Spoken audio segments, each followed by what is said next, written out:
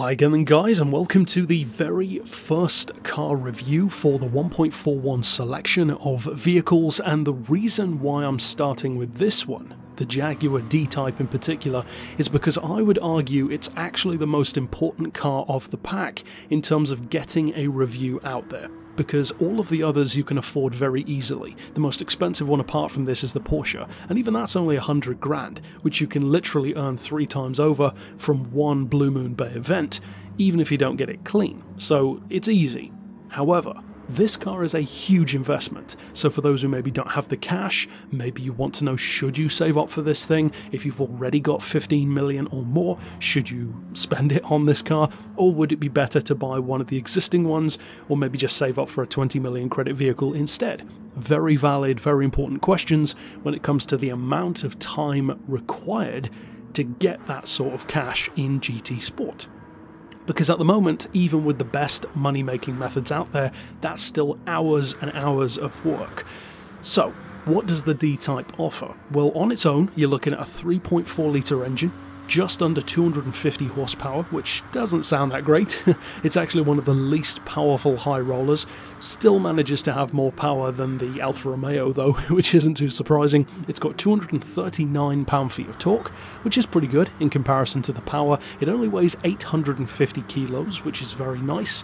That's the same, in other words, as the Toyota Minolta race car in Gran Turismo 6, which, when you think about it that way, is interesting.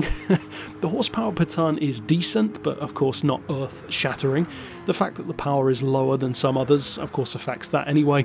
So for 15 million credits, where does that actually place it? Well, that means that you're looking at about 5 million more than the Alfa Romeo, which is quite a bit.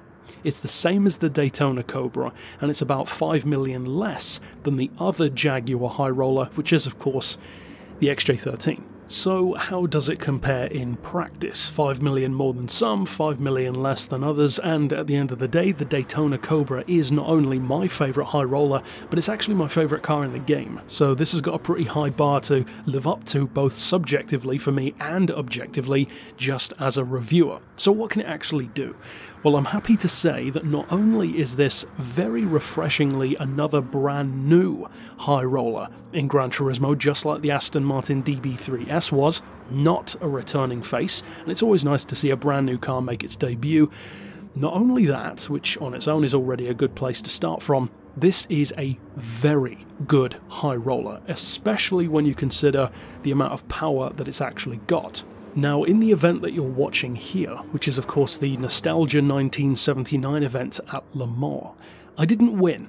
Spoiler alert.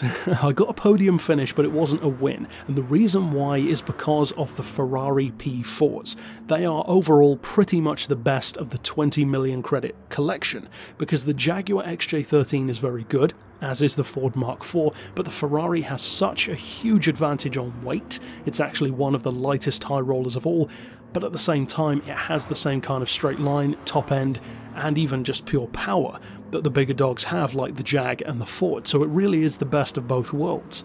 However, even with that being said, this Jaguar was catching up to them over only 2 laps of Le Mans, and not with the chicanes. See, most cars like the Alfa Romeo or the Aston, they need those chicanes on the straight, not only to catch up, but also to slow down those leading Ferraris. This Jaguar, on the other hand, does just fine, because the top speed, even with barely over 300 horsepower, because I haven't upgraded this one, it's just pushed up the slider to, I think it's 314 horsepower or so, that's doing over 180 under its own power, and even more with slipstream, and as you can see, I was pretty much redlining it, so I could have made the gears even longer if I'd have quit the race and retuned the car. So as far as I'm concerned, this car most definitely has the potential to win, considering that ultimately the lead car ended up 15 seconds ahead of me. Now 15 seconds seems like a huge amount, but over 2 laps, especially if you retune the car to do a higher top speed on its own, considering that almost half the track is essentially a big straight line, I have no doubt that it could have won.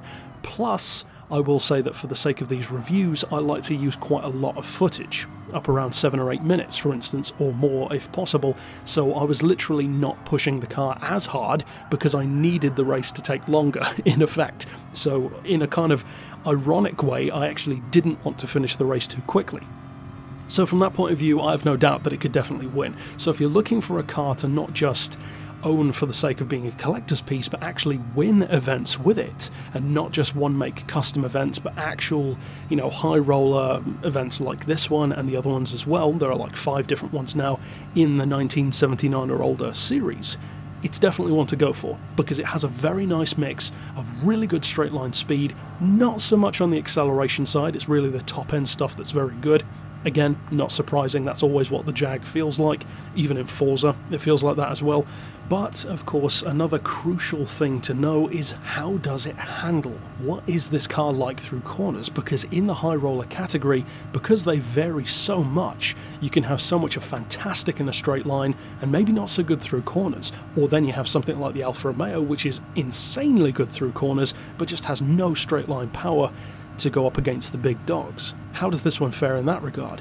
Well, again, this is why I'm saying it's such a good car. The handling is not as good, of course, as something like the XJ13 and particularly the Ferrari P4, and to be honest, I would still consider the Daytona Cobra to be a better handling machine, and it is a faster car overall. But at the same time, the fact that this Jaguar from the early 50s, it's one of only 2 cars in the game of this type that is from the 50s, just this and the Aston, that is a big impressive feat for this car to do, that it can actually still keep up with cars that are a decade or even close to 2 decades newer. That's very impressive. So the handling not so much outpaces the performance, but it definitely complements it. It's far from being the best handling of high rollers as far as I'm concerned. It's a little bit taller than some, the aerodynamics are a little bit more towards being, you could say, a straight line machine. We could say, you know, it doesn't really have the wings and the diffusers and stuff that cars would ultimately end up having, because again, it's the 50s, so it's a totally different animal to those more prototype style machines from the 60s and onward, so you have to bear that in mind. But with that being said, especially, the car doesn't show its age. It feels fantastic to drive. The only slight letdown for some people would probably be that it doesn't sound that great.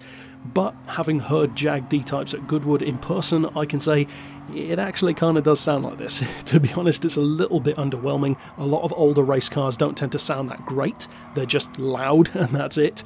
And this is kind of like that. So overall, it's a fantastic high roller as far as I'm concerned. Very nice addition to the game. And all of this is coming from someone who personally actually doesn't have that much interest in the D-Type Jag, and I never have. I prefer the XKSS, which is the road-going version, but even then I wouldn't put either of those anywhere near my favourite Jaguars. But overall, definitely worth a look, and of course I'll see you guys next time, but for now, as always, thanks for watching.